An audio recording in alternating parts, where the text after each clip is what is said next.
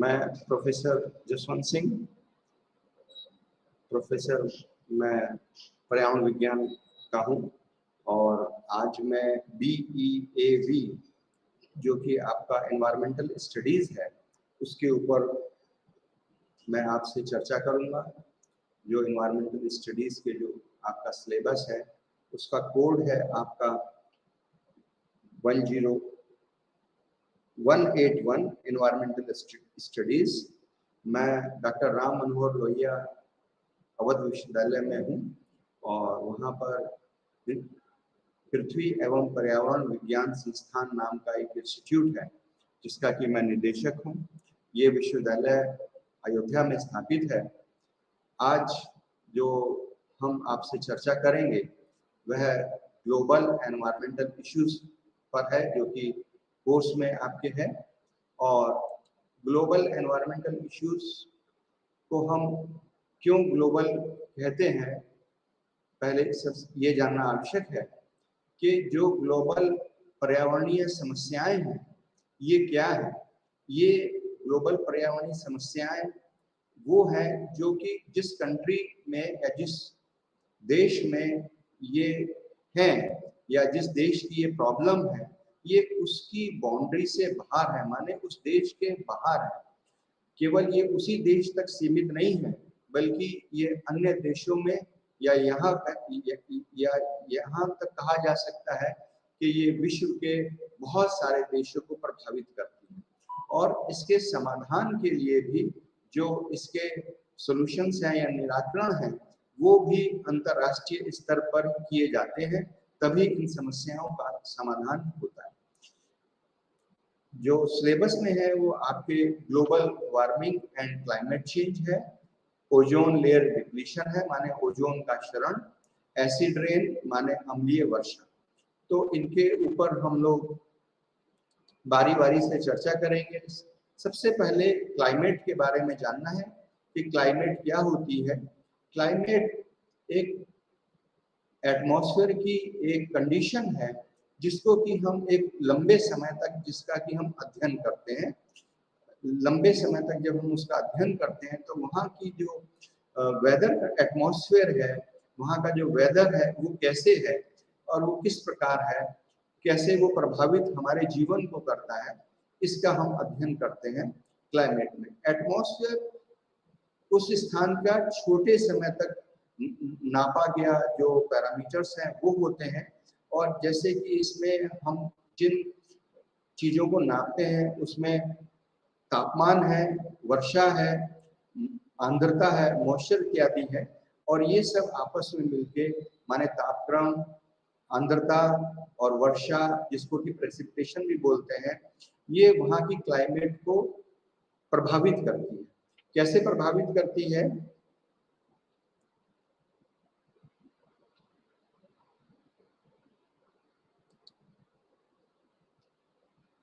उसका प्रभाव किस प्रकार से मानव के ऊपर पड़ता है। सर्वप्रथम हम ग्रीन हाउस इफेक्ट के बारे में जानेंगे। ग्रीन हाउस इफेक्ट क्या है? जैसा कि आपने कई जगह देखा होगा, ठंडे प्रदेशों में देखा होगा कि वहाँ पर खेती के लिए या फूलों के उगाने के लिए शीशे के बने हुए ग्लास के हाउस होते हैं, शीशे के बने हुए होते हैं और उसके अंदर हम पौधा उगाते हैं क्योंकि ये ठंडे स्थानों में यह ज़्यादा किया जाता है। ठंडे स्थानों में जो टेम्परेचर है बहुत कम होता है और पौधे उतने कम तापमान पर नहीं अच्छी तरह पैदा होते हैं या उनकी पैदावार अच्छी नहीं होती है, तो इसलिए ये कोशिश की जाती है कि उनको हम ग्लास से ढक। इसी प्रकार का प्रभाव हम ग्रीन हाउस इफेक्ट बोलते हैं। ग्रीन हाउस इफेक्ट में जो पूरे पृथ्वी पर जो सूर्य का प्रकाश है वो सन से आता है, माने सन से आता है। और यह प्रकाश जब सूर्य से चलता है और हमारे तक आता है तो इसका काफी हिस्सा जिसको कि हम 1/3 भाग बोलते हैं, ये 1/3 भाग वापस स्पेस में ही चला जाता है। करीबन 20% ये हमारे जो एटमॉस्फेयर की जो गैस है उसके द्वारा अवशोषित कर लिया जाता है और बाकी का बचा हुआ हिस्सा माने उस जो सूर्य का जो रेडिएशन है, जो किरणें हैं, वो हमारी पृथ्वी तक पहुंचती हैं और वो हमारी पृथ्वी के द्वारा उनको अवशोषित कर दिया जाता है।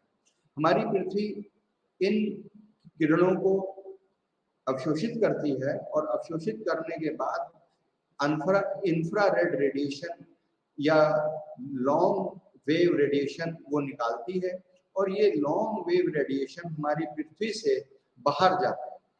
ये पृथ्वी से बाहर जाना तभी संभव है जबकि इनको पृथ्वी के वातावरण में या पृथ्वी के एटमॉस्फेयर में से इनको बाहर निकलने दिया जाए।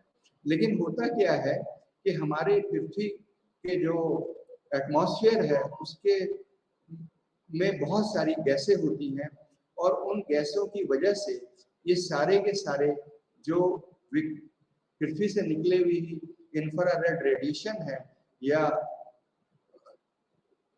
ये रेडिएशन बाहर नहीं निकल पाते हैं, तो ये पृथ्वी के तापमान में वृद्धि करते हैं और ये वृद्धि काफी अधिक हो सकती है अगर पृथ्वी के वायुमंडल में ये गैसों की सांद्रता अत्यधिक है।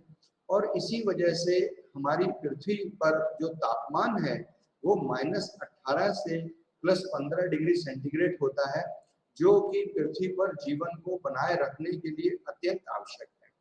अगर ये टेम्परेचर जो कि तापमान -18 से +15 डिग्री सेंटीग्रेड के बीच अगर नहीं होता तो पृथ्वी पर जो जीवधारी हैं इनका रहना संभव नहीं है। जैसा कि आप जानते हैं कि ब्रह्मांड में बहुत सारे पृथ्वी की तरह अन्य ग्रह भी हैं, या तो वहाँ पर अत्यधिक गर्मी है या वहाँ पर अत्यधिक ठंडक है, जिसकी वजह से वहाँ पर जीवन संभव नहीं है। लेकिन पृथ्वी एक ऐसा ग्रह है जहाँ पर की जो तापक्रम है वो जीवों के लिए या जीवन व्यापन के लिए बहुत ही उनके शरीर की बनावट के हिसाब से या उनकी आवश्यकताओं के हिसाब से है। इसलिए ये जो हमारे वायुमंडल में जो गैसें हैं उनकी सांद्रता या उनकी कंसंट्रेशन कम होनी चाहिए। अब सवाल ये आता है कि ये जो पृथ्वी से लॉन्ग वेव रेडिएशन या जो लंबी तरंगदैर्घ्य की किरणें हैं ये वापस किन गैसों की वजह से नहीं जाती हैं, तो मैं आपको बताना चाहूंगा कि इन गैसों को हम ग्रीन हाउस गैसेस कहते हैं। और ये green house gases carbon dioxide, methane, ozone, chlorofluorocarbon और वाटर वेपर के रूप में होती हैं। और इसमें जो ग्रीन हाउस इफेक्ट है उसमें पानी का जो रोल है या जो जल वाष्प है इसका जो रोल या इसका जो मात्रा है वो 2/3 होती है, जो कि काफी अधिक है। और इसके बाद में कार्बन डाइऑक्साइड है जो कि ग्रीन हाउस इफेक्ट को प्रभावित करती है। इसके अलावा और बहुत सारी गैसें हैं जिसमें कि नाइट्रोजन है, ऑक्सीजन है, आर्गन है, ये भी हमारे वायुमंडल में होती हैं जो कि इंफ्रारेड रेडिएशन को पृथ्वी से बाहर निकलने में रोकने का काम करती है। लेकिन नाइट्रोजन, ऑक्सीजन, आर्गन का उतना अधिक इसमें रोल नहीं होता जितना कि carbon dioxide, methane, ozone, chlorofluorocarbon और जल वाष्प का होता है। अब सवाल ये आता है कि ये क्यों गैसें जो ये ग्रीन हाउस गैस है ये क्यों बढ़ रही हैं। तो यहाँ बताना चाहूँगा कि ये गैसेस हमारी मानव की एक्टिविटीज के द्वारा माने मनुष्य के क्रियाकलापों के द्वारा ही ये बढ़ रही हैं। जैसे कि हम जंगलों को काटते हैं या हम पेड़ों को काटते हैं तो उससे कार्बन डाइऑक्साइड की सांद्रता में वृद्धि होती है। साथ साथ में हम ऊर्जा को प्राप्त करने के लिए फॉसिल फ्यूल जलाते हैं, माने हम कोयला जलाते हैं या हम तेल या ऑयल का इस्तेमाल करते हैं, उसमें भी कार्बन डाइऑक्साइड की मात्रा काफी अधिक निकलती है। तो जो ग्रीन हाउस गैसेस हैं इनकी सांद्रता में जो बढ़ोतरी होती है वो मानव के कार्यकलापों से सीधे तरीके से जुड़ी हुई है और हम ऐसे क्रियाएं करते हैं या हम ऐसी चीजों का इस्तेमाल करते हैं जिसकी वजह से ये लगातार हमारे वायुमंडल में बढ़ती जा रही है। और कार्बन डाइऑक्साइड की कंसंट्रेशन या सांद्रता जो कि लगातार बढ़ रही है, इसकी वजह से ही ग्रीन हाउस इफेक्ट कहलाता है। इस ग्रीन हाउस इफेक्ट की वजह से ही जो लगातार पृथ्वी के टेम्परेचर में या पृथ्वी के तापमान में वृद्धि हो रही है, इसको हम ग्लोबल वार्मिंग कहते हैं। ग्लोबल वार्मिंग माने कि हमारे पृथ्वी के तापमान में वृद्धि होना। इसको आप इस प्रकार भी समझ सकते हैं कि जैसे कभी बुखार होता है तो मनुष्य का तापमान बढ़ जाता है और वो असहज हो जाता है, माने उसको कुछ भी अच्छा नहीं लगता और फिर उसको डॉक्टर के पास जाके दवाई लेना आवश्यक हो जाता है। तो इसी प्रकार अगर हमारे पृथ्वी का तापमान लगातार बढ़ता रहेगा, माने कि ग्लोबल वार्मिंग होती रहेगी, जिसकी वजह से बहुत सारी ऐसी चीजें हैं जिनके ऊपर अभी मैं आगे चल के प्रकाश डालूंगा कि वो हमारे लिए या हमारे आने वाली और जो पीढ़ियां हैं उनके लिए अच्छा नहीं होगा। वैज्ञानिकों द्वारा किए गए अध्ययन से पता चला है कि पिछले समय में 0.3 डिग्री सेंटीग्रेड से 0.6 डिग्री सेंटीग्रेड तक की पृथ्वी के तापमान में वृद्धि हुई है। और अगर हम और अध्ययन करें तो ये देखते हैं कि 1850 से अभी तक 2000 और 2010 का जो समय है वो सबसे अधिक गर्म रहा और वर्ष 2005 और 2010 अन्य वर्षों की तुलना में सबसे ज्यादा गर्म या सबसे अधिक तापमान वाले वर्ष साबित हुए। जो ग्लोबल वार्मिंग है जिसके ऊपर चर्चा चल रही है, तो ऐसा क्या है कि हम इतना चिंतित हैं कि अगर ग्लोबल वार्मिंग हो रही है, माने कि हमारे पृथ्वी का अगर तापमान बढ़ रहा है तो इससे हमारे क्लाइमेट है उसके ऊपर विपरीत प्रभाव पड़ रहा है। और ये विपरीत प्रभाव इस प्रकार से भी है, जैसा कि आप जानते हैं कि पृथ्वी का एक बहुत बड़ा भाग पानी से घिरा हुआ है, माने वहां पे समुद्र है।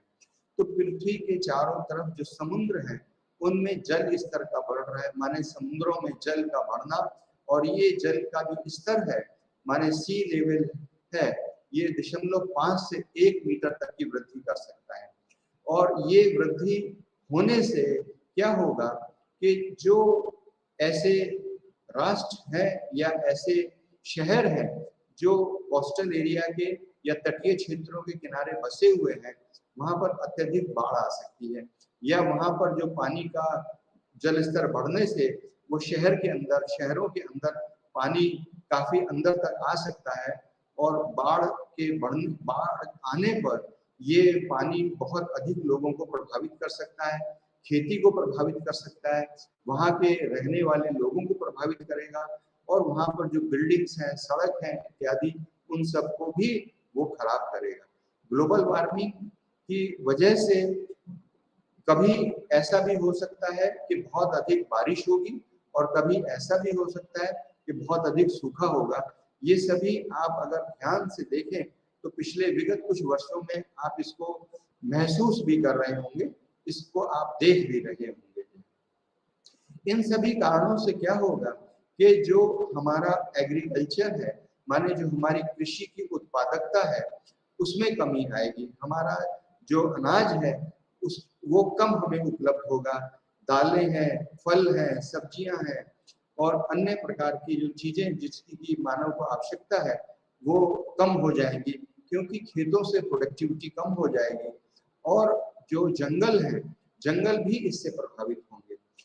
कोस्टल एरियाज में माने तटीय क्षेत्रों में बहुत अधिक मात्रा में वन भी है और वनों के अंदर पानी भरने से या सूखा पड़ने से उनकी प्रोडक्टिविटी माने उनकी उत्पादकता में भी कमी आएगी।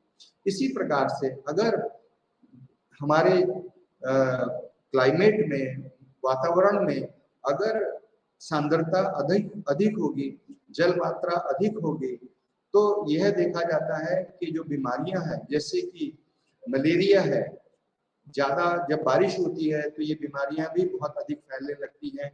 डेंगू है, येलो फीवर है, इंसेफेलाइटिस इत्यादि है, इनमें भी वृद्धि होती है और ये सब बीमारियां भी हमारे स्वास्थ्य के लिए अत्यधिक हानिकारक है। और इससे पिछले कुछ समय में देखा गया है कि बहुत सारे लोगों की मृत्यु तक भी होती है। डेंगू भी एक खतरनाक बीमारी के रूप में सामने आया है। जैसे जैसे ग्लोबल वार्मिंग होगी वैसे वैसे ये देखा गया है, अध्ययन किया गया है कि मच्छरों की संख्या में भी लगातार वृद्धि हो रही है। पिछले कई दशकों में ये देखा गया है कि ग्रीनलैंड और जो अंटार्कटिका है वहाँ की बर्फ भी पिघली है और हमारे पहाड़ों के ऊपर जो ग्लेशियर्स हैं या वहाँ पर जो जमी हुई बर्फ है वो भी लगातार पिघल रही है, जिसके पिघलने से समुद्र के जल स्तर में वृद्धि हो रही है। न केवल भारत में बल्कि भारत से दूर उत्तरी ध्रुव एवं दक्षिण ध्रुव में जो बर्फ है वो भी पिघल रही है। उस बर्फ के पिघलने से जो बर्फ का पानी है वो पृथ्वी के चारों तरफ समुद्र में एकत्र हो रहा है। जैसा कि मैंने बताया आपको कि समुद्र के जल स्तर में वृद्धि हो रही है और ये जल स्तर में वृद्धि होने से जो तटीय देश हैं या तटीय प्रदेश हैं उनके जीवन के ऊपर विपरीत प्रभाव पड़ रहे हैं। ऐसा देखा गया है कि 1901 से 2010 तक जो समुद्र का जो जल स्तर है उसमें 0.19 मीटर तक की वृद्धि हुई है। तो आप इससे अनुमान लगा सकते हैं। आपने पहले कुछ समय पहले अखबारों में या रेडियो में या टीवी चैनल में ये देखा होगा कि चेन्नई में किस प्रकार से बाढ़ आई और मुंबई में किस प्रकार से बाढ़ आई और वो बाढ़ इतनी ज्यादा नुकसानदायक थी कि वहाँ के जो रहने वाले लोग थे न केवल उनके जीवन को खत्म किया बल्कि जो वहाँ की इंडस्ट्री थी या जो वहाँ के औद्योगिक फैक्ट्रियाँ थी और वहाँ की सड़कें थी या वहाँ पर जो रहने वाले लोग थे, खेती थी, उन सबको भी अत्यधिक प्रभावित किया। तो पूरे विश्व में लोग बाग इन सब चीजों से बहुत चिंतित हैं कि किस प्रकार हम ये जो क्लाइमेट चेंज है, ग्लोबल वार्मिंग है, ग्रीन हाउस इफेक्ट है, इसको हम किस प्रकार से कम करें। इसके लिए यूनाइटेड नेशंस ने एक कन्वेंशन ऑन क्लाइमेट चेंज, जिसको कि United Nations framework convention on climate change के नाम से जाना जाता है, उसको मई 1992 में शुरू किया, जिसमें कि शुरुआती दौर में 50 कंट्री माने पूरे विश्व की 50 कंट्री ने उसको अपने सिग्नेचर किए और उसको माना। इस समय करीबन 160 देश, पूरे विश्व के 160 देशों ने इस संधि के ऊपर अपने हस्ताक्षर किए हैं और ये कहा है कि हम सभी देश वातावरण में जो ग्रीन हाउस गैस है जो कि अत्यधिक मात्रा में बढ़ गई है, जिससे कि मानव का जीवन खतरे में आ गया है, उसको हम कम करना चाहते हैं। उसको किस प्रकार से कम करेंगे कि जो ग्रीन हाउस गैसेस हैं, जैसा कि मैंने बताया, carbon dioxide, methane, water vapour या जल वाष्प, इन सब की मात्रा में धीरे धीरे वो कमी लाएंगे और इस कमी को इस प्रकार से लाएंगे कि इकोसिस्टम पर या पारिस्थितिकी तंत्र पर विपरीत प्रभाव ना पड़े और जो फूड प्रोडक्शन है, माने जो हमारा अन्न उत्पादन किया जा रहा है, उसमें भी कमी ना आए और इकोनॉमिक डेवलपमेंट भी हमारा होता रहे। तो न केवल भारत बल्कि विश्व के सभी देश ग्रीन हाउस गैस को कम करने के लिए, ग्लोबल जो टेम्परेचर बढ़ रहा है उसको कम करने के लिए प्रयास कर रहे हैं। जैसे कि मैंने शुरू में ही आपको बताया था कि जो ग्लोबल एनवायरनमेंट इश्यूज हैं वो किसी एक देश के नहीं हैं, बल्कि वो पूरे विश्व को प्रभावित कर रहे हैं। तो ये आवश्यक है कि विश्व के सभी देश एक साथ मिलके इन ग्रीन हाउस गैसेस को कम करने में अपना सहयोग दें और उसको जितना जल्दी हो उसको कम करें। दूसरी जो पर्यावरणीय समस्या है, मीन्स इन्वायरमेंटल प्रॉब्लम है, जिसको कि हम ग्लोबल लेवल से नाम से जानते हैं, उसको हम अम्लीय वर्षा या एसिड रेन के नाम से कहते हैं। और एसिड रेन का मतलब है कि आसमान से ऐसी बारिश होना जिसमें कि एसिड मिला हुआ हो। यहाँ पर ये स्पष्ट करना जरूरी है कि जो प्रदूषण है वह हमारे वातावरण में, हमारे वायुमंडल में वायु प्रदूषण के द्वारा फैल रहा है, और वातावरण में या वायुमंडल में इस प्रकार की गैसें घुली हुई हैं, जिससे कि जब बारिश होती है तो बारिश के साथ में ये अम्ल भी उस बारिश के पानी में घुल जाता है। सामान्यतः जो जल, जिसको कि हम डिस्टिल वाटर कहते हैं, उसका pH 7 होता है, लेकिन जब जो एसिड वाली या जो अम्लीय चीजें होती हैं उनका pH 7 से कम होता है। ये जो अम्लीय वर्षा है, ये pH अगर इसका आप नापेंगे तो इसका pH 5.7 से कम होना चाहिए या कम होता है। इसमें वर्षा होती है, इसमें जो बर्फ गिरती है उसको भी हम एसिड रेन बोलते हैं, यहाँ तक कि फॉग उसको भी हम एसिड रेन बोलते हैं। और ये एसिड रेन दो प्रकार की होती है, एक तो वेट माने गीली और एक ड्राई माने शुष्क। तो गीली और शुष्क दो प्रकार की डिपोजिशन या दो प्रकार की अम्लीय वर्षा होती है। और जो गीली अम्लीय वर्षा होती है उसमें जैसा कि मैंने बताया कि उसमें पानी है या बर्फ है या फॉग है।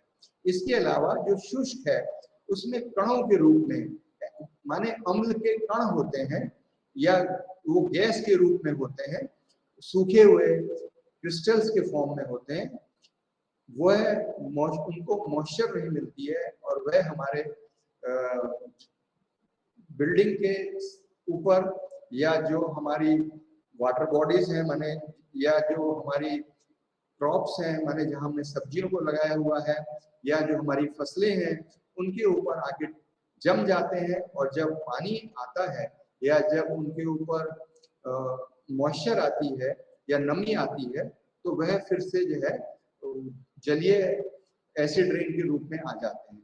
और जब ज्यादा बारिश होती है तो ये शुष्क जो एसिड है ये हमारे तालाबों में, हमारी झीलों में और हमारी नदियों तक पहुंच जाते हैं।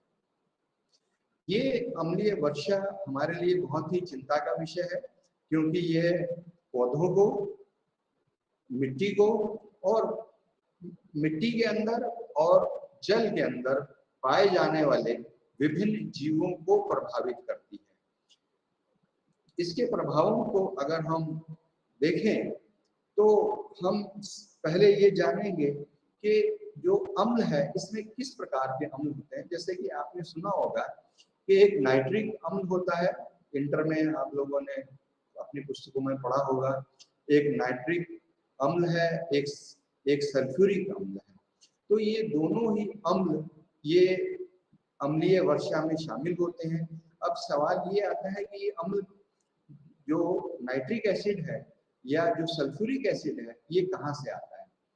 तो हमारे वायुमंडल में जब प्रदूषण से या वायु प्रदूषण से गैसें निकलती हैं उसमें सल्फर के ऑक्साइड्स होते हैं, नाइट्रोजन के ऑक्साइड्स होते हैं।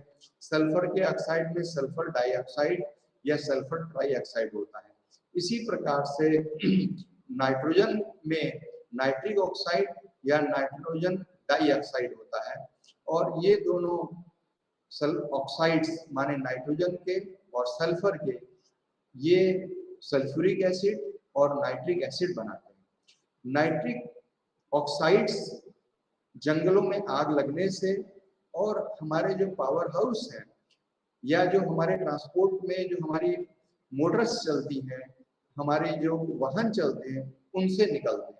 इसी प्रकार से जो सल्फर के ऑक्साइड्स हैं ये जो हमारी गाड़ियां चलती हैं, स्कूटर, कार, बस, ट्रक इत्यादि, इनसे ऑक्साइड्स निकलते हैं, सल्फर के ऑक्साइड। साथ साथ में हम जहाँ पर कि फॉसिल फ्यूल जलाते हैं माने कोयला जलाते हैं या हम पेट्रोलियम उत्पादों को यूज करते हैं, वहां पर भी ये सल्फर के ऑक्साइड्स निकलते हैं। सल्फ्यूरिक और नाइट्रिक अम्ल ये दोनों ही बहुत ही शक्तिशाली एसिड हैं और किसी भी चीज के ऊपर गिरते हैं तो वहां पर नुकसान पहुंचाते हैं। इसके क्या प्रभाव पड़ते हैं? वैसे तो अम्ल का प्रभाव आपने अपने जीवन में कभी न कभी देखा होगा कि कभी किसी जगह फर्श के ऊपर या कपड़े के ऊपर या कई बार प्रैक्टिकल करते समय बच्चों के कपड़ों के ऊपर भी ये अम्ल गिर जाते हैं। तो जब ये अम्ल गिरते हैं तो वहां पर ये उसको जला देते हैं, माने कपड़े को जला देंगे या जो जिस जगह गिर रहे हैं उसको जला देते हैं।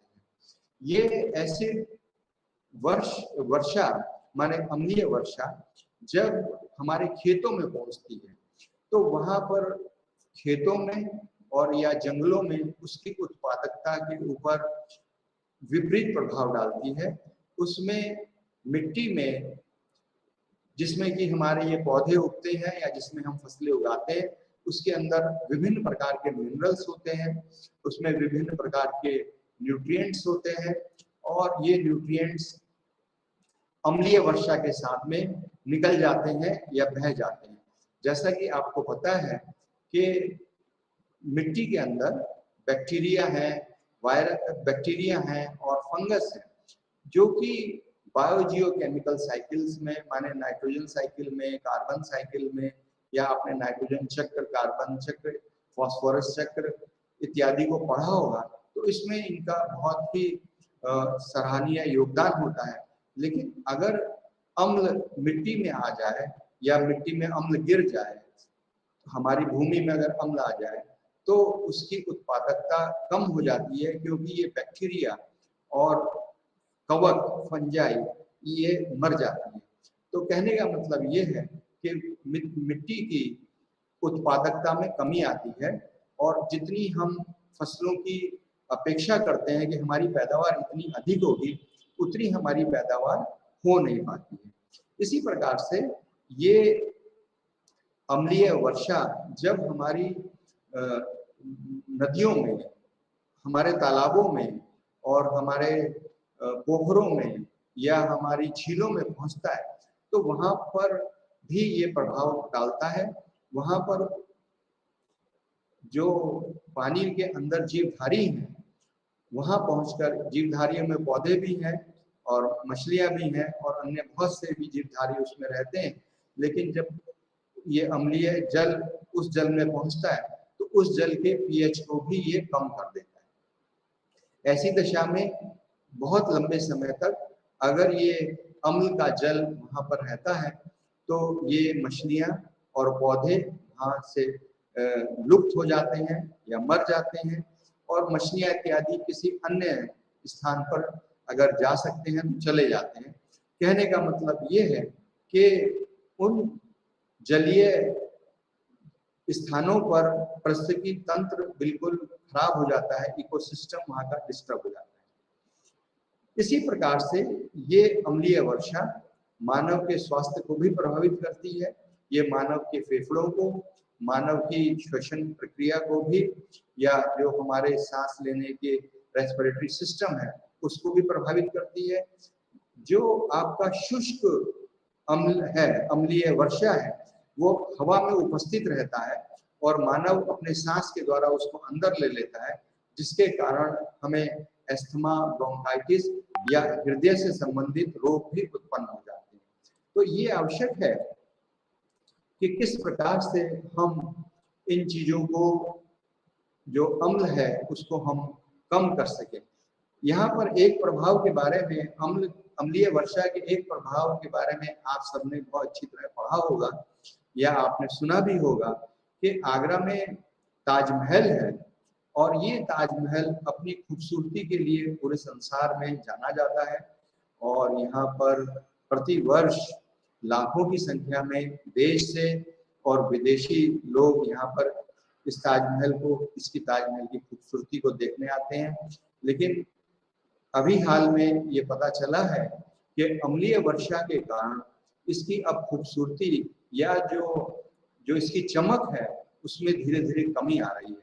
जैसा कि आप जानते हैं कि ये मार्बल का बना हुआ है और मार्बल के ऊपर जो एसिड रेन है, अम्लीय वर्षा है, उसका प्रभाव बहुत अधिक है। इसमें कैल्शियम कार्बोनेट भी होता है। जो हमारी बिल्डिंग्स हैं, हमारी बिल्डिंग्स या हमारी जो इमारतें हैं, यहाँ जहाँ हम रहते हैं, या रेलवे के ब्रिज हैं और स्टैचू हैं। आपने देखा होगा कि शहरों में जगह जगह पे मूर्तियां बनी हुई हैं जिसमें कि मार्बल है या कैल्शियम लाइमस्टोन कैल्शियम कार्बोनेट की बनी है, और जब इनके ऊपर वर्षा अम्लीय वर्षा आती है तो उसकी वजह से ये धीरे धीरे इसके अंदर से जो लाइमस्टोन है या मार्बल है वो खराब होने लगता है, और उसमें कई बार तो छेद दिखाई देते हैं, कई बार उसकी जो खूबसूरती है, कई बार उसका जो उसका आकृति है वो खराब होने लगती है। तो इसी चीज को देखते हुए अब आगरा में जो ताजमहल है उसको बचाने का प्रयास किया जा रहा है, और इस प्रयास में आगरा के पास में मथुरा रिफाइनरी है। मथुरा रिफाइनरी में ऑयल को तेल का शोधन किया जाता है, तो उसमें अब अत्याधुनिक प्रक्रियाएं या उसमें ऐसी चीजें लगाई जा रही हैं कि आगरा के वायुमंडल में पहुंचने वाली ये गैसें में ऑक्साइड्स जो कि नाइट्रोजन और सल्फर के हैं वो ना पहुंचे, और आगरा के चारों तरफ अत्यधिक पेड़ों को लगाया गया है, वहां पर बड़े बड़े पेड़ लगा दिए गए हैं, और ताजमहल के ऊपर भी एक पतली पतली एक कोटिंग कर दी गई है जिससे कि अम्ल जो उसके ऊपर वर्षा ऋतु में आता है या गिरता है उसका प्रभाव ना हो सके। तो इस प्रकार जो अम्लीय वर्षा है ये हमारे जीवन के लिए और साथ साथ में जो हमारी बहुत सारी चीजें हैं, माने पुल है, बिल्डिंग है जहां हम रह रहे हैं, या हमारी मूर्तियां हैं, स्टैचूज हैं, मोन्यूमेंट्स हैं, उनको भी खराब कर रही हैं। और ये केवल भारतवर्ष की ही नहीं बल्कि ये पूरे विश्व में लोग बाग इससे प्रभावित हैं। इसको कम करने के लिए प्रयास किए जा रहे हैं और काफी सराहनीय प्रयास भारत द्वारा भी किए जा रहे हैं। एक तीसरी जो कि ग्लोबल एनवायरनमेंट प्रॉब्लम है उसके ऊपर हम चर्चा करेंगे, जिसको कि हम ओजोन लेयर के नाम से जानते हैं। माने कि पृथ्वी के वायुमंडल में एक ओजोन लेयर है, ओजोन का लेयर है, और ये ओजोन लेयर अब धीरे धीरे कम हो रही है। इसके कम होने का क्या कारण है, इसके ऊपर भी आप सबको ध्यान रखना है, और इसके ऊपर भी क्योंकि आपके सिलेबस में इसको भी आपने अध्ययन करना है। ओजोन लेयर पृथ्वी के वायुमंडल में एक स्ट्रेटोस्फीयर होता है उसमें पाई जाती है। अगर हम पृथ्वी के वायुमंडल को अध्ययन करें तो उसमें 4 स्तर की लेयर्स हैं जिसको कि हम ट्रोपोस्फीयर, स्ट्रेटोस्फीयर और एक मेसोस्फीयर और एक अंत में आउटर स्पेस होता है।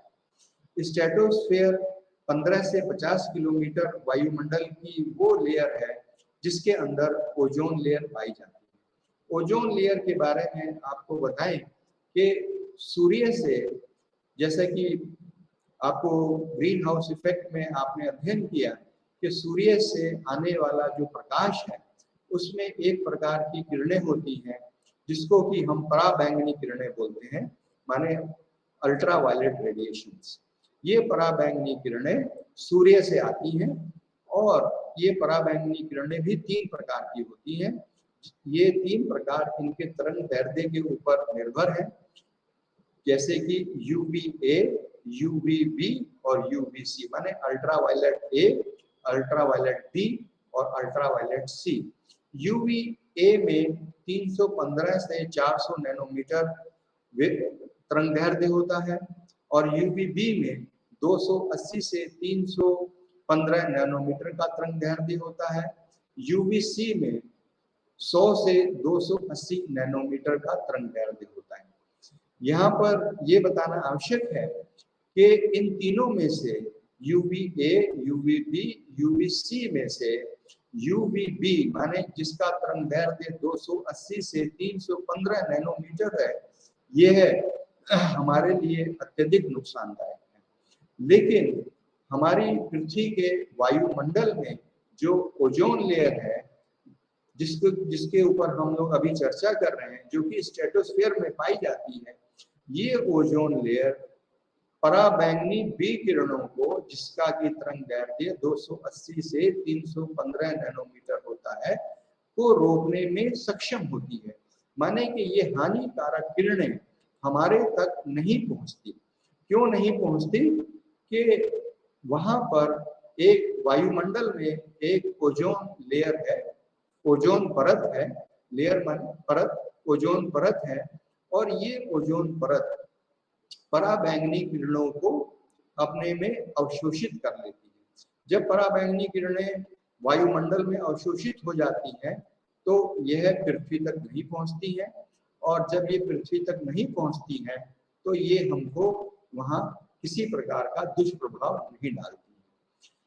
ओजोन परत, अगर जैसा कि मैंने बताया कि ये 15 से 50 किलोमीटर की ऊंचाई में पाया जाता है, और अब चिंता का विषय क्या है कि ओजोन गैस, जिसको कि हम O3 बोलते हैं, इसका स्वयं ही निर्माण होता रहता है। पृथ्वी के वायुमंडल में इसका निर्माण सूर्य की आने वाली किरणों, जिसको कि पराबैंगनी किरणें हैं, उनके द्वारा अपने आप ही होता रहता है।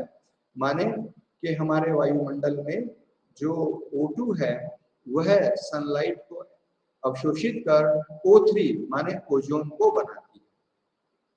ओजोन को बनाते समय ऑक्सीजन का जो एटम है वह ऑक्सीजन के मॉलिक्यूल माने O2 से मिलता है और ओजोन का मॉलिक्यूल O3 बनाता है, और ये ओजोन का मॉलिक्यूल O3 तब बनता है जब ये पराबैंगनी किरणों को अवशोषित कर लेता है। माने कि पराबैंगनी किरणों का अवशोषण होना आवश्यक है। अगर पराबैंगनी किरणें नहीं होंगी तो यह नहीं, ओजोन लेयर नहीं बन पाएगी।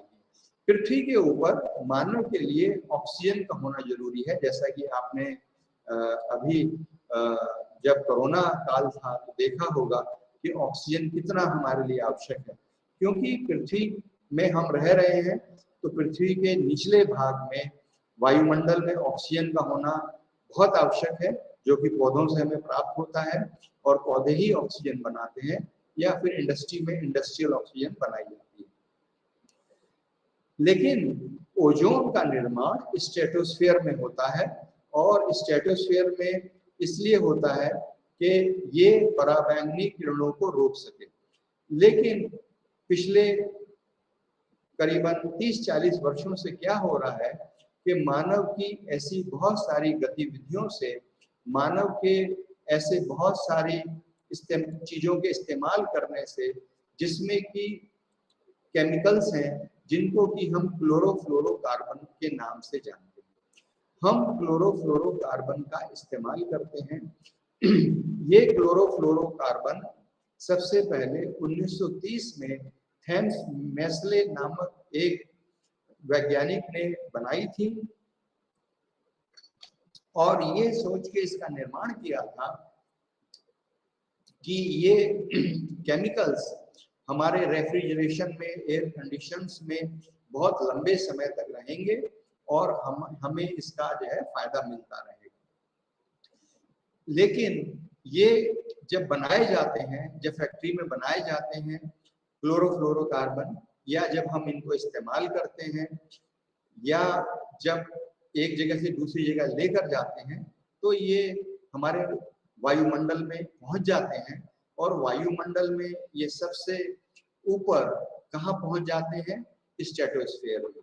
स्ट्रेटोस्फीयर में जहाँ पर की ओजोन लेयर है, स्ट्रेटोस्फीयर की ओजोन लेयर में पहुंचकर ये वहां पर O3 माने ओजोन से केमिकल रिएक्शन करते हैं। क्लोरोफ्लोरोकार्बन के अंदर क्लोरीन का एटम होता है। ये क्लोरीन का एटम ओजोन के मॉलिक्यूल से रिएक्शन करता है, और O3 को तोड़कर, माने ओजोन के अणु को तोड़कर ये ऑक्सीजन का अणु बना देता है। जैसे कि मैंने बताया कि पराबैंगनी किरणों को रोकने के लिए O3 माने ओजोन का अणु आवश्यक है, ना कि ऑक्सीजन का अणु आवश्यक है। तो ऐसी स्थिति में जब सूर्य से पराबैंगनी किरणें हैं, जिनको कि पहले ओजोन की परत के द्वारा रोक दिया जाता था, अब क्लोरोफ्लोरो के इस्तेमाल होने से या क्लोरोफ्लोरोकार्बन के इस्तेमाल, इसी प्रकार से क्लोरोफ्लोरो से संबंधित और भी कई प्रकार के रासायनिक पदार्थ हैं जो कि ओजोन परत को इसी प्रकार से, जैसे कि क्लोरोफ्लोरो नुकसान कर रही है, उसको नुकसान करते हैं। तो ओजोन के नुकसान होने के बाद सूर्य से आने वाली पराबैंगनी किरणें हम तक पहुंचती हैं और ये पराबैंगनी किरणें मनुष्य के स्वास्थ्य के अलावा हमारे पारिस्थितिकी तंत्र को भी प्रभावित करती हैं। इसका किस प्रकार से प्रभाव होता है, माने पराबैंगनी किरणें जो कि ओजोन क्षरण के कारण हमारे तक पहुंच गई हैं, ये हमारे स्वास्थ्य को कैसे प्रभावित करती हैं, इसके कुछ मैं आपको उदाहरण से समझा सकता हूं कि हमारे जो इम्यून सिस्टम है, हमारे जो बॉडी में, हमारे शरीर में बीमारियों से लड़ने की जो शक्ति है, जिसको कि हम इम्यून सिस्टम कहते हैं, उसको ये कमजोर करता है। कोरोना काल में देखा कि वो लोग सबसे ज्यादा कोरोना वायरस से प्रभावित थे जिनकी की इम्यूनिटी कम थी। तो अल्ट्रा पराबैंगनी किरणें भी ये ऐसी किरणें हैं जो मनुष्य की इम्यूनिटी को कम करती है। तो इस प्रकार की किरणों को हमें पृथ्वी तक नहीं पहुंचने देना चाहिए। दूसरा प्रभाव ये हमारी आंखों पर डालती है, माने पराबैंगनी किरणें, क्योंकि ये पराबैंगनी है, माने कि हमने हमारी आंखों द्वारा इनको देखा नहीं जा सकता, बल्कि आंखों द्वारा इनका अवशोषण कर लिया जाता है, जिससे कि कैटरेक्ट होता है। तीसरी बीमारी जो कि सबसे खतरनाक है, उसको हम स्किन कैंसर माने त्वचा के कैंसर के रूप में मानते हैं कि यह पराबैंगनी किरणें जो कि ओजोन क्षरण के कारण हम तक पहुंची हैं, वह पराबैंगनी किरणें हमें या किसी को भी ये त्वचा का कैंसर दे सकती हैं। तो इस प्रकार ये पराबैंगनी किरणें मनुष्य के स्वास्थ्य के लिए बहुत ही नुकसानदायक है। ये पौधों के ऊपर भी विपरीत प्रभाव डालती हैं। पौधों की जो उत्पादकता है या जो फसलों की उत्पादकता है उसमें कमी लाती हैं, और हमारी जो जैव विविधता है, जंगलों में जो पेड़ पौधे हैं या अन्य प्रकार के जो पारिस्थितिकी तंत्र है, उनको भी प्रभावित करती है। इसी प्रकार से हमारा जो जलीय पारिस्थितिकी तंत्र है, इकोसिस्टम है, उसको भी ये नुकसान पहुंचाती है। उसमें भी विभिन्न प्रकार की ये समस्याएं उत्पन्न करती हैं, माने कि जो उसके अंदर जीवधारी हैं, पेड़ पौधे हैं, उनके भी जीवन को प्रभावित करती हैं और सारा जो इकोसिस्टम है उसको ये असंतुलित कर देती है।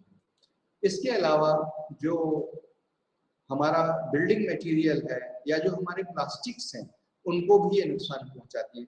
जैसा कि आजकल आपने देखा होगा कि बिल्डिंग के निर्माण में या हम अन्य प्रकार की चीजों में हम अत्यधिक प्लास्टिक का इस्तेमाल करते हैं, या अत्यधिक हम अन्य प्रकार की बहुत सारी पॉलीमर का इस्तेमाल करते हैं, और इनका प्रभाव भी हमारे जीवन से जुड़ा हुआ है। पराबैंगनी किरणें इन सबको भी धीरे धीरे नष्ट करती हैं, जिससे कि हमारा जो बिल्डिंग है या जहां हम रहते हैं उनके ऊपर प्रभाव आता है। इन सब चीजों को रोकने के लिए अंतर्राष्ट्रीय स्तर के ऊपर विश्व ओजोन दिवस मनाया जाता है, या अंतर्राष्ट्रीय ओजोन दिवस मनाते हैं, जो कि प्रतिवर्ष या हर वर्ष 16 सितंबर को मनाया जाता है। ये इसलिए मनाया जाता है जिससे कि लोगों में जागरूकता है। क्या जागरूकता है कि वो इस प्रकार के रसायनों को, माने क्लोरोफ्लोरोकार्बन या ब्रोमाइड जैसे रसायनों को, एक ऐसे रसायन जो कि हमारे ओजोन लेयर को, जो कि वायुमंडल में स्थित है, उसको वो नुकसान ना पहुंचाए, माने कि ओजोन का क्षरण ना हो, ओजोन हमारे वायुमंडल में लगातार बनी रहे। अगर ओजोन का क्षरण होगा तो पराबैंगनी किरणें मनुष्य को प्रभावित करती रहेंगी, मनुष्य के जीवन में इस प्रकार की समस्याएं उत्पन्न करेंगी, जैसा कि आपने देखा कि इम्यूनिटी कम हो जाएगी, या त्वचा का कैंसर हो जाएगा, या कैटरेक्ट हो जाएगा, या फसलों की उत्पादकता कम हो जाएगी। तो हमें ये ध्यान रखना है कि हम अपने रेफ्रिजरेटर्स में, एयर कंडीशनर्स में इस प्रकार की गैसें रखें जो कि ओजोन फ्रेंडली हो, माने कि ओजोन की मित्र हो, ना कि ओजोन की दुश्मन। तो इस प्रकार से न केवल भारत द्वारा बल्कि राष्ट्र अंतर्राष्ट्रीय स्तर पर ऐसी चीजों को किया जा रहा है कि हम पराबैंगनी किरणों को पृथ्वी पर ना आने दें और पराबैंगनी किरणों को हम वापस जो सूर्य है वहीं पर ही हम रोक दें। यह तभी संभव है जबकि हमारे जो स्ट्रेटोस्फीयर है उसमें ओजोन परत पूर्ण मात्रा में बनी रहे। अगला जो आपका टॉपिक है जिसके ऊपर मैं चर्चा करने जा रहा हूँ वो सॉलिड वेस्ट है या उसके साथ में हैजार्डस वेस्ट है।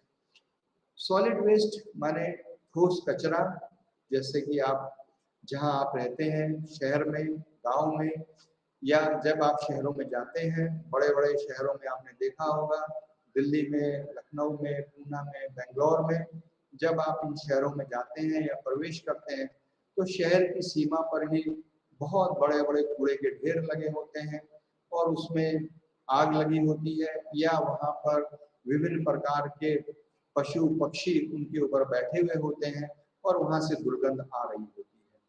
तो ये जो ठोस कचरा है या जो सॉलिड वेस्ट है, ये हम अपने घरों से, हम अपने शहरों से, अपनी फैक्ट्रियों से, अपनी कृषि के जो काम है उसके द्वारा हम उत्पन्न करते हैं।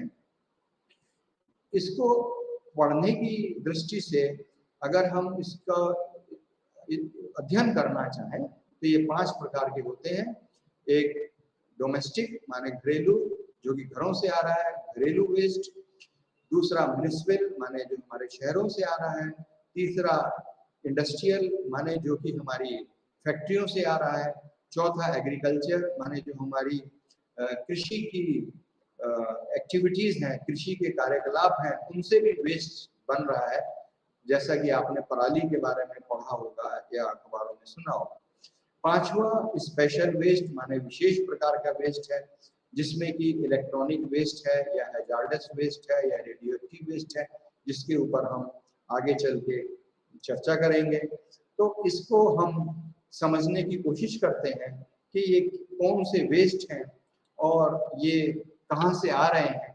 जैसे कि नाम से ही आपको समझ में आ रहा होगा कि जो ठोस या सॉलिड वेस्ट है, ये अपशिष्ट पदार्थ हैं, ये ऐसे अपशिष्ट चीजें हैं जिसको कि हम वायु के द्वारा या जल के द्वारा नहीं भेज पा रहे हैं, बल्कि ये हमारे लैंड में या हमारी मिट्टी के ऊपर ही पड़े हुए हैं और ये वो सब चीजें हैं जिसका कि अब उपयोग आप नहीं कर रहे हैं और आपने इनको अपने घरों से फेंक दिया है।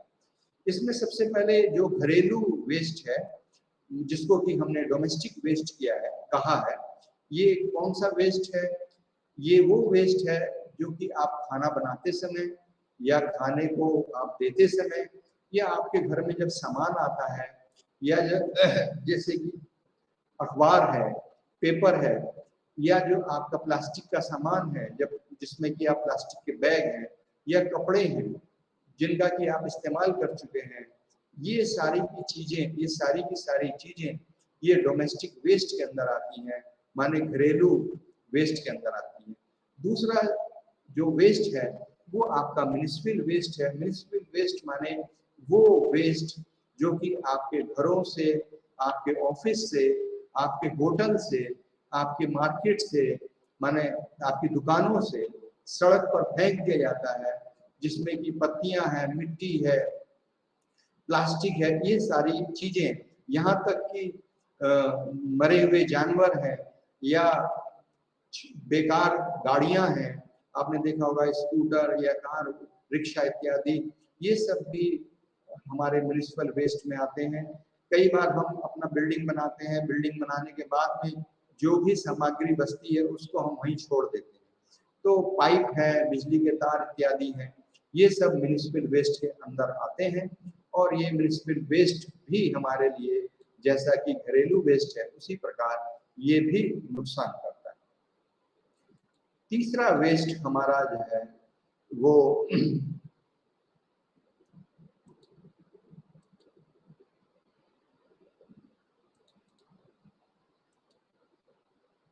एग्रीकल्चर वेस्ट है।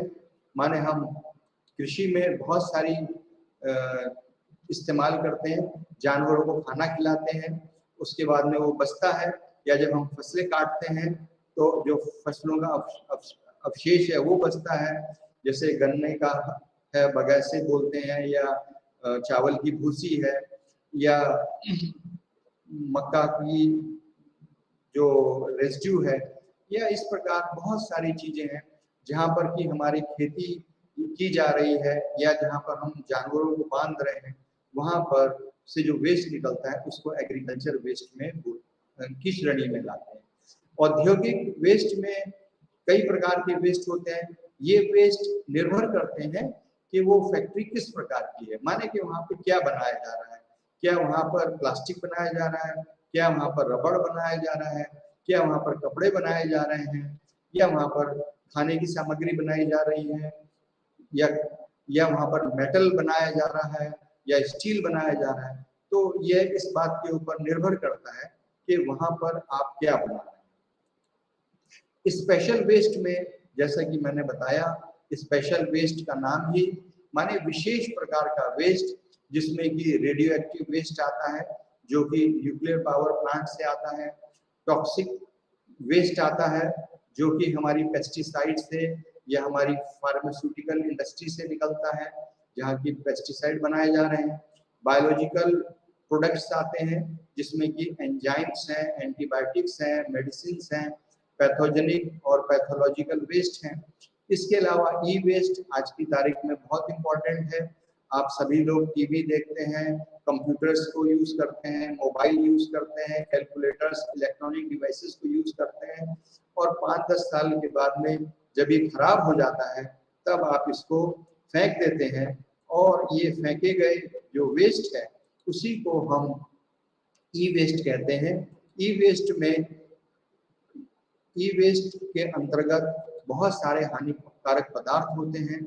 इसमें बैटरियां होती हैं, प्लास्टिक का मटेरियल होता है, बैटरी में लेड होता है, और लेड के साथ साथ में कैडमियम भी पाया जाता है।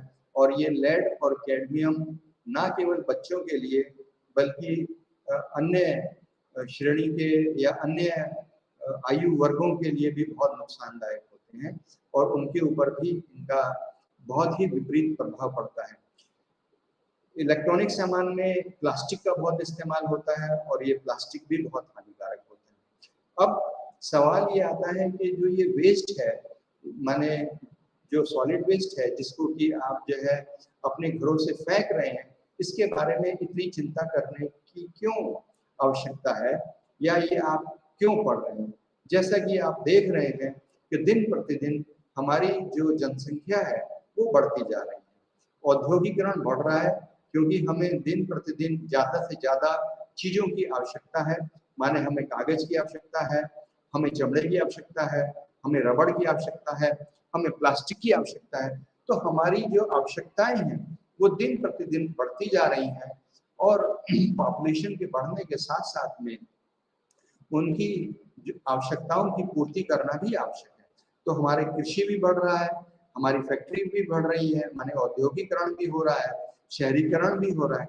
इस कारण से हमारा जो जो चीजों को इस्तेमाल करने की रफ्तार है वो दिन प्रतिदिन बढ़ती जा रही है, लेकिन इन निस्तारित चीजों को हम अच्छे तरीके से उनको खत्म नहीं कर पा रहे हैं, माने उनका हम कोई ट्रीटमेंट नहीं कर पा रहे हैं, जिसकी वजह से ये शहरों के चारों तरफ, या शहरों के अंदर, या फैक्ट्री के चारों तरफ, या नदियों के अंदर, या पहाड़ों पर भी आप इनको देख सकते हैं। ये विभिन्न स्थानों पर ये पाए जाते हैं। पहले इसकी जो उत्पादन था वो कम था, लेकिन शहरीकरण या पॉपुलेशन बढ़ने से या औद्योगिकरण से लगातार मात्रा में, लगातार इसकी संख्या में वृद्धि होती जा रही है। और आज की तारीख में जो हमारा जो सोचना है या हम ये सोचते हैं कि जो कैन है या जो बॉटल है या जो प्लास्टिक का सामान है या घर में जो इस्तेमाल की गई चीजें हैं उनको रखने से अच्छा है कि उनको फेंक दिया जाए। तो हमने अपने घर से उनको फेंकने का एक जो सिस्टम बना लिया है कि हम उनको अपने घर से फेंक देते हैं और फेंकने के साथ साथ वो जहाँ पर जाते हैं वहाँ पर वो प्रदूषण का कारण बनते हैं और इन फेंकी गई चीजों में ऐसे रसायन होते हैं, ऐसी जहरीली तत्व होते हैं या ऐसी जहरीली चीजें होती हैं जिसके कारण वहाँ के जल को, वहाँ की मिट्टी को या वहाँ की वायु में प्रदूषण आता है और इस प्रदूषण की वजह से हमारे ऊपर प्रभाव पड़ता है और मानव स्वास्थ्य के ऊपर तो अत्यधिक प्रभाव पड़ता है। अब ये सोचने की बात है कि ये ऐसा क्यों हो रहा है, तो ये देखा गया है कि पिछले कई दशकों में हमारा जो शहरीकरण है वो बहुत तेजी से हुआ है। साथ साथ में जो पर कैपिटा इनकम है, माने हमारी आमदनी में भी वृद्धि हुई है, जिसकी वजह से हम बाजार से बनी बनाई चीजें या बना बनाया खाना लाते हैं या हम पैक्ड फूड का हम ज्यादा इस्तेमाल करते हैं और इस्तेमाल करने के बाद में हम उसको फेंक देते हैं। तो इस प्रकार ये चीजें इस्तेमाल करने के बाद में जो फेंक दी गई हैं, फेंकने के कारण हमारी समस्या लगातार बढ़ती जा रही है। अब जो चीजों को हमने फेंक दिया है, जिन चीजों को हमने अपने घर से या अपने अपनी इंडस्ट्री से फेंक दिया है, इसके लिए ये आवश्यक है कि इनका हम सही इस्तेमाल करें।